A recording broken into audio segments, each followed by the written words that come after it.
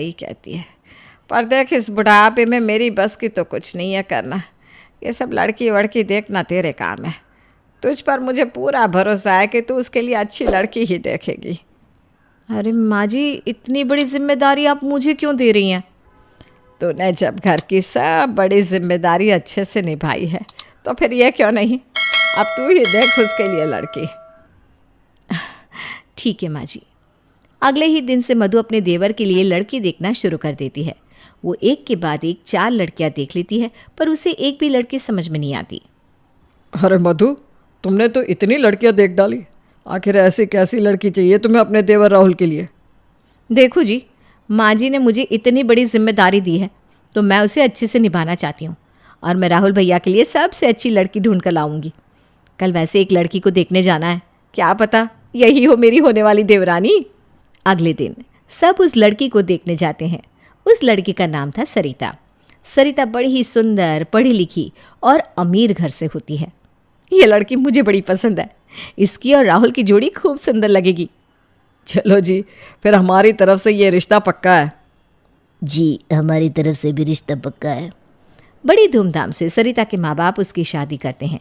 वो शादी में खूब पैसा लगाते हैं और दहेज में राहुल को गाड़ी और घर का सारा सामान देते हैं।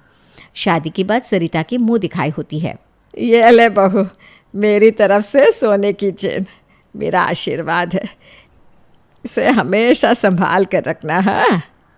ये लो भाभी, मेरी तरफ से सोने के कान के बूंदे, देखो एकदम मॉडर्न डिज़ाइन के हैं, आपके ऊपर बहुत अच्छे लगेंगे।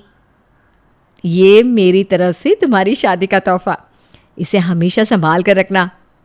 सरिता बड़ी खुश होकर रात को सारे गिफ्ट खोलती है। फिर उसके हाथ में उसकी जेठानी का दिया गिफ्ट आता है।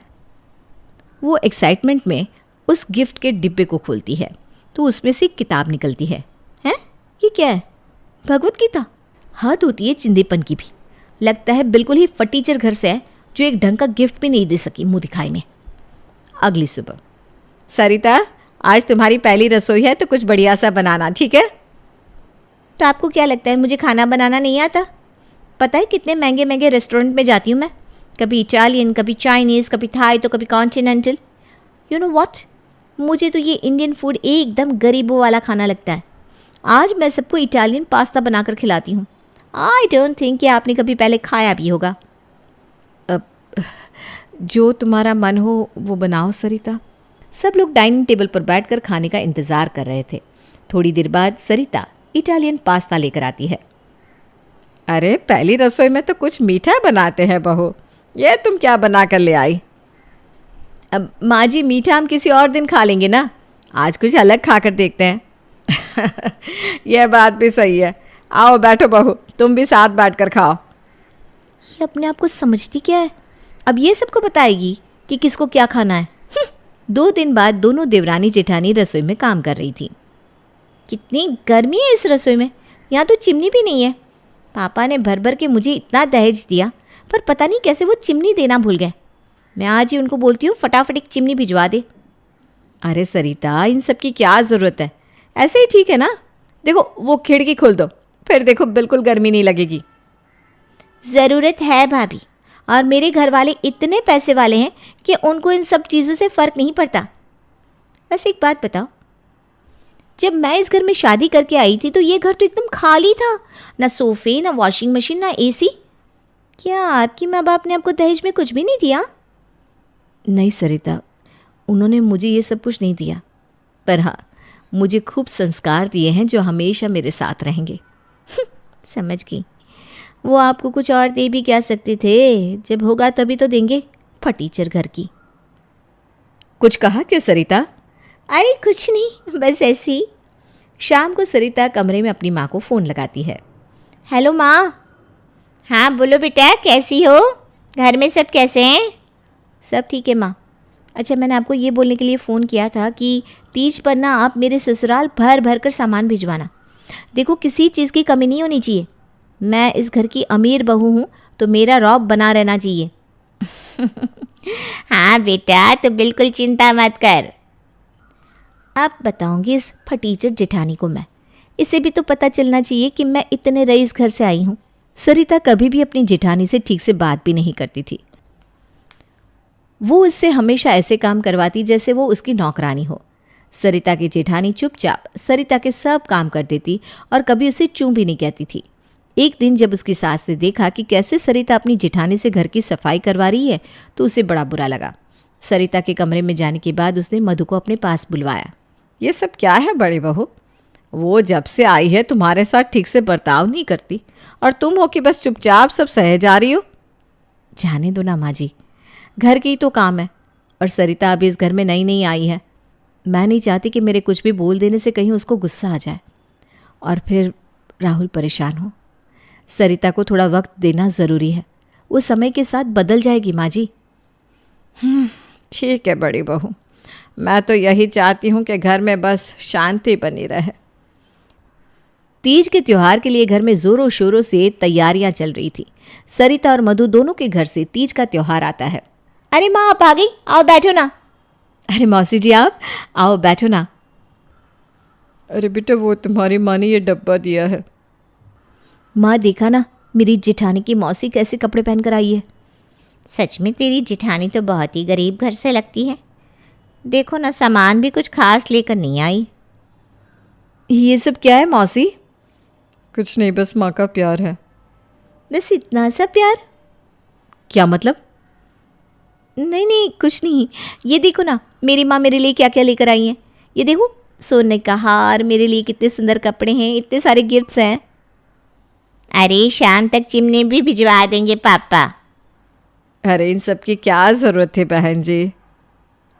अरे बहन जी लड़की वाले तो जितना दे उतना कम है। वैसे भी इससे कम क्या ही लेकर आती मैं, मुझे तो लाने में भी शर्म आ जाती। लड़की के घर जाओ तो कम से कम इतना तो ले जाना बनता है ना मधु की मौसी जी? हाँ हाँ बिल्कुल सच कहा आपने। ये सारी बातें छोड़ो और चलो, खाने का टाइम हो गया है। चलकर टेबल पर बैठते हैं और बढ़िया सा खाना खाते हैं। सरिता अब इन गरीबों के साथ बैठकर खाना भी खाना पड़ेगा क्या हमें? कर भी तो क्या सकते हैं माँ। सब लोग बैठकर साथ में खाना खाते हैं। खाना खाने के बाद सरिता की माँ और मधु की मौसी अपने घर चले जाते हैं। उनके जाने के बाद सरिता अपने मायके से आए सामान को लेकर बड़ा ही दिखावा करती है और अपनी जेठानी को सुनाने लगती है। भाभी एक बात पूछूं आपसे? हाँ पूछो ना सरिता, क्या बात है? भैया तो दिखने में इतने स्मार्ट है, पढ़े लिखे हैं, इतना अच्छा कमाते भी हैं, तो फिर उनको तो कोई भी अच्छी सुंदर अमीर लड़की मिल जाती ना, तो उन्होंने आपको कैसे पसंद किया? या फिर कहीं आपने पैसे वाली पार्टी देकर उन्हें फंसा तो नहीं लिया था? माँ जी ने बताया था आप दोनों की लव मैरिज हुई थी, ऐसे ही कुछ था क्या? ये सब तुम क्या बोल रही हो सरिता? मैं तुम्हें कभी कुछ नहीं बोलती। कितनी बार तुम कुछ ऐसा बोल देती हो कि बुरा लगता है, पर फिर भी मैं चुप रह जाती हूँ। पर आज तुमने बहुत बड़ी बात बोल दी है। तुम जानती ही क्या हो हमारे रिश्ते के बारे में, जो ऐसे बोल रही हो कि पैसों के लिए शादी की है। मैं कुछ गलत तो नहीं बोल रही हूँ। लड़कियाँ अक्सर पैसे वाले लड़के को फंसाकर शादी कर लेती है। आखिर कौन लड़का बिना दहेज की शादी करता है? मेरे माँ बाप को ही देख लो, कितना भर भर के दहेज दिया है और आपके घर से तो एक सामान भी नहीं आया। आज की ही बात ले लो ना, आपकी मौसी वो एक डब्बा लेकर बेटी के घर आ गई। मेरी माँ तो ऐसे कभी ना जाती। तुम्हारी सोच को ना कोई नहीं बदल सकता। वो छोटी है और छोटी ही रहेगी। मधु वहाँ से चली जाती है। उस दिन सरिता की बातें उससे बहुत चुभ जाती है, पर फिर भी वो ये बात किसी को नहीं बताती। अगले दिन सरिता बड़ी तैयार श्यार होकर खड़ी थी। अरे बहू, ये सुबह सुबह तैयार होकर कहाँ जा रही है सवारी? माँ जी वो कल माँ आई थी ना, तो उन्होंने बताया कि पापा ने मेरे और इनके लिए 2 दिन का ट्रिप प्लान किया है। उन्होंने सारी बुकिंग करवा दी है, अपनी गाड़ी और ड्राइवर भी भेज दिया है। पापा ने कहा है कि सारा खर्चा उनकी तरफ से है। बस जल्दी जल्दी में मैंने पैकिंग कर ली और मैं आपको बता नहीं पाई। चलो बढ़िया है। शादी के बाद तुम दोनों कहीं घूमने भी नहीं गए, तो इसी बहाने तुम दोनों साथ में वक्त बिता पाओगे। बिल्कुल भाभी, वैसे अगर आपको हमारे साथ चलना हो तो आप चल सकती हैं। पैसों की चिंता मत करना, मेरे पापा के पास इतने पैसे हैं कि वो आपका खर्चा भी उठा लेंगे। हाँ, मुझे तो आपको देखकर बड़ा तरस आता है। भैया अक्सर काम से बाहर रहते हैं, इसलिए आप घूम नहीं पाती, और शादी के पहले तो आपके माँ बाप ने आपको बस पार्क ही घुमाया होगा। सरिता तुम। अरे सरिता, तुम यहाँ खड़ी गप्पे क्या मार रही हो? बाहर ड्राइवर हॉर्न पर हॉर्न बजा रहा है। तुम औरतों की बातें ना खत्म नहीं होती। अरे मैं तो भाभी को बस अपने साथ आने के लिए ऑफ़र कर रही थी, वो बेचारी कहीं जा नहीं पाती ना। क्या है सरिता तुम भी। चलो अब जल्दी। माँ मैं चलता हूँ, आपको पहुँच फ़ोन करूँगा। अच्छा भाभी आप ध्यान रखना। सरिता और राहुल गाड़ी में बैठकर 2 दिन के लिए ट्रिप पर निकल जाते हैं। जब वो ट्रिप से घूमकर आते हैं तो सरिता सबके लिए ढेर सारे गिफ्ट्स लेकर आती है। ये सब आपके लिए है, और भाभी ये साड़ी आपके लिए। मैंने हमेशा आपके पास सादी साड़ियाँ ही देखी है, आप इस बार त्योहार पर यही पहनना। ये तो काफ़ी महंगी लग रही है, तुमने इतने पैसे क्यों खर्च कर दिए? मैंने नहीं खर्चे भाभी, ये सब तो पापा ने दिलवाया है। मम्मी और पापा भी हमारे साथ ही आए थे ना। अच्छा, मुझे तो लगा तुम दोनों ही गए हो बस। वही तो, जहाँ तो हम दोनों ही रहे थे, फिर अचानक उनका भी प्लान बन गया, बस फिर निकल पड़े सब साथ में। वहाँ ना हमने बहुत ही मज़े किए। आपने होटल मैरिट का नाम सुना है? 5 स्टार होटल है वो, बस वहीं रुके थे। क्या व्यू था वहाँ का, मज़ा ही आ गया। खाना तो पूछो ही मत। मैं तो बोलती हूँ आप भी अपने माँ बाप को वहाँ एक बार लेकर ज़रूर जाओ। पैसों की कोई दिक्कत है तो बोल दीजिए, मैं अपने पापा को बता दूँगी। मैं तो बस यही सोचती हूँ कि तुम कुछ ज़्यादा ही सोचने लगी हो सरिता, काफ़ी थक गई होगी, जाकर आराम करो। इतना बोलकर मधु वहाँ से चली जाती है और उसके बाद सरिता भी अपने सारे बैग उठाकर वहाँ से अपने कमरे में चली जाती है। अगले दिन घर पर एक वकील आता है। सरिता उससे पूछती है कि उसे क्या काम है तो वो उसे कुछ नहीं बताता। मुझे बस आपकी सास से काम है, आप उन्हें बता दीजिए कि मैं आया हूँ। ओह अच्छा ठीक है, मैं बताती हूँ। माँ जी, कोई वकील आपसे मिलने आया है। अच्छा भेज दो उसको। ठीक है, पर वकील को आपसे क्या काम? अरे होते हैं कुछ ऐसे काम, तुम अपने कमरे में जाओ, ये माँ जी का काम है, वो देख लेंगी। सरिता चुपचाप अपने कमरे में चली जाती है और तुरंत अपनी माँ को फ़ोन लगाती है। हेलो माँ। हाँ बेटा, कैसी हो? घर पर सब कैसे हैं? दामाद जी कैसे हैं? उफ माँ, ये सारी बातें छोड़ो और मेरी बात सुनो। अरे ऐसा क्या हो गया बेटी, तो कुछ परेशान लग रही है। अरे माँ, बात परेशानी वाली ही है। पता है अभी घर में एक वकील आया है, मैंने उससे पूछा कि माँ जी से क्या काम है तो उसने बोला तुम्हारी सास को ही बताऊंगा। उसके बाद जब सासू माँ को बताने गई और उनसे पूछा कि वकील क्यों आया है तो वो फटीचर जेठानी वहाँ गई और बोलने लगी तुम अपने कमरे में जाओ। ऐसी क्या बात थी जो तुम्हारे सामने नहीं हो सकती थी? यही तो सोचने वाली बात है माँ कि उन्होंने मुझे कमरे में क्यों भेज दिया, और पता है वो खुद मेरी सास और वकील के पास बैठी है। मुझे तो कुछ बहुत बड़ी गड़बड़ लग रही है माँ। अरे क्या गड़बड़ हो सकती है, तो जल्दी जा और जाकर उनकी सारी बातें सुन। सरिता उनकी बातें दरवाजे से कान लगाकर छुप कर सुनने लगती है। देखिए मकान तो नाम हो जाएगा पर कुछ दिन और लग जाएंगे, अब 1 हफ्ते की कोर्ट की छुट्टियां जो पड़ने वाली है। अरे वकील साहब, मुझसे इतना इंतज़ार नहीं हो पाएगा, आप इन छुट्टियों से पहले ही ये मकान नाम करवा दो बस। अरे मधु जी, इतने भी क्या जल्दी है आपको, ये काम आराम से ही ठीक लगते हैं, सब्र रखो, मकान नाम हो जाएगा। ठीक है, पर आप जल्दी की कोशिश करना। वकील वहाँ से चला जाता है, पर सरिता सारी बातें सुन चुकी थी। ये सारी बातें सुनकर उसके तो कान ही खड़े हो जाते हैं। वो झट से अपनी माँ को फ़ोन लगाकर सारी बात बताती है। उसके बाद अपने पति राहुल को फ़ोन लगाती है, पर वो मीटिंग में होता है इसलिए बात नहीं कर पाता। सरिता के दिमाग में इतनी उथल पुथल चल रही थी कि उससे बिल्कुल सब्र नहीं होता। वो अपनी माँ के कहने पर अपने जेठ के आने का इंतज़ार करती है, और जब उसका जेठ शहर से वापस लौटता है तो सरिता का गुस्सा आग के गोले की तरह फूट पड़ता है। आ गए आप? अब बात करूँगी सबसे। ये जो चल रहा है ना आप दोनों का, वो सब मैं नहीं होने दूंगी। अरे क्या बात हो गई सरिता, ऐसा क्यों चिल्ला रही है, हुआ क्या है? हुआ क्या है अभी पता चल जाएगा। ये फटीचर घर से आई जेठानी जो तेजपना दिखा रही है ना, वो सब आज मैं सबके सामने ला दूंगी। मैंने इसके और अपने माँ बाप को फ़ोन कर दिया है, वो बस आते ही होंगे। क्या? मेरे माँ बाप? पर क्यों? उनको भी तो पता चले कि उनकी बेटी कैसे पूरी प्रॉपर्टी हड़प करना चाहती है।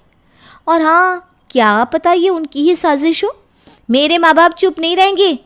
सरिता, सरिता हमारी बच्ची, देखो ना माँ कितनी तेज निकली है फटीचर घर की, चुपके से सारी प्रॉपर्टी अपने नाम करवा ली। ऐसा कुछ नहीं है सरिता, तुम गलत समझ रही हो। मैंने वकील को बात करते खुद सुना है, उसे बोल रही थी ना जल्दी से नाम करवाओ, जल्दी से नाम करवाओ। सब लोग सरिता को समझा रहे थे, पर सरिता का पारा तो इतना हाई था कि वो किसी की सुनने को राजी नहीं थी। इतने में घर के दरवाजे पर फिर से कोई आता है। सरिता देखती है 2 बहुत ही रईस आदमी और एक औरत दरवाजे पर खड़े थे। अरे सर जी, आप मैम, आप दोनों यहाँ कैसे? अरे तुम यहाँ कैसे? ये तो मेरी बेटी का ससुराल है, वो रही मेरी बेटी। पर आप यहाँ किसको जानते हैं? पापा पापा पापा? ये इसके पापा है? मेरा बॉस इसकी जेठानी का बाप है। हमारे पास तो एक फ़ोन आया तो हम बस तुरंत फ्लाइट पकड़कर यहाँ चले आए। क्या पापा, आप भी? पहली बार तो माँ स्विट्ज़रलैंड गई थी और वो भी आपने इनको ठीक से देखने नहीं दिया। अरे कोई नहीं ना बेटा, स्विट्ज़रलैंड कौन सा अपनी जगह से भागा जा रहा है, हम फिर चले जाएंगे। ये सब क्या चल रहा है, कोई मुझे बताएगा? ये तुम्हारे पापा कैसे हो सकते हैं? अजीब बात करती हो तुम। ये मेरे पापा है तो है, इसमें हो सकते वाली बात कहाँ से आ गई? ये तो किड लाइक्स के मालिक है ना, जहाँ मेरे पापा नौकरी करते हैं। एक बहुत ही अमीर आदमी जिनको पूरा शहर जानता है। और तुम बोलती हो कि ये तुम्हारे पापा है? तुम तो एक फटीचर गरीब घर से हो ना, तो ये तुम्हारे पापा कैसे हो सकते हैं? किसने कहा तुझे कि वो गरीब घर से है? बस इसलिए क्योंकि वो सादी तरह से जीवन जीती है और कोई दिखावा नहीं करती। अरे पर वो उस दिन इनकी मौसी तो ऐसे पुराने कपड़ों में आई थी, और वो भी एक डब्बा लेकर। वो मौसी दरअसल इनके घर की देखभाल करती है और ये लोग उसे घर का सदस्य मानते हैं। इसके माँ बाप विदेश में थे तो वो त्योहार देने आई थी, और उस डब्बे में पता है क्या था? एक हीरे का हार, जो मधु ने इसलिए तुम्हें नहीं दिखाया कि तुम्हें ऐसा ना लगे कि वो तुमको नीचा दिखाना चाहती है। तो अगर ये इतनी अमीर है तो फिर इनके घर से दहेज क्यों नहीं आया? जब मैं आई तो ये घर बिल्कुल खाली था। यह घर इसलिए खाली था बहू क्योंकि थोड़े दिन पहले ही हमने लिया था। और हाँ, ये बात सच है कि इस घर में बहू के मायके से कोई फ्रिज या वॉशिंग मशीन नहीं आई, क्योंकि उसके माँ बाप ने सच में दी भी नहीं। पर जिस घर में तुम खड़ी हो ना बहू, ये घर ज़रूर इसके माँ बाप ने दिया हुआ है। ये सुनकर सरिता और उसके माँ बाप के पैरों के नीचे से ज़मीन ही खिसक जाती है और सब के सब सुन पड़ जाते हैं। और हाँ, जो वकील की बातें तुमने सुनी है ना, तो पूरी ही सुन लेती। मधु प्रॉपर्टी अपने नहीं बल्कि मेरे नाम पर करने की बात कर रही थी, क्योंकि अभी तक इस घर के कागज़ नहीं हुए हैं। हे भगवान, मैं तो आज तक यही समझती रही कि मैं ही एक अमीर घर से हूँ और हमेशा जेठानी जी को नीचा दिखाती रही। ये चाहती तो 1 मिनट में मेरी बोलती बंद कर सकती थी, पर इन्होंने कभी भी मुझे कुछ नहीं बोला। यही तो बड़प्पन है उनका सरिता, तुमको उनसे माफ़ी मांगनी चाहिए। अरे नहीं नहीं, ये तो मेरी छोटी बहन जैसी है। नहीं, मुझे माफ़ कर दो। मेरी गलतियाँ, मेरी बातें जो मैंने आपको कही, वो माफ़ी के काबिल तो नहीं है, पर फिर भी हो सके तो मुझे माफ़ कर दो भाभी। मधु सरिता को उठाकर गले से लगा लेती है। सरिता को अपनी गलती का एहसास हो जाता है और उसके मन में अपनी जेठानी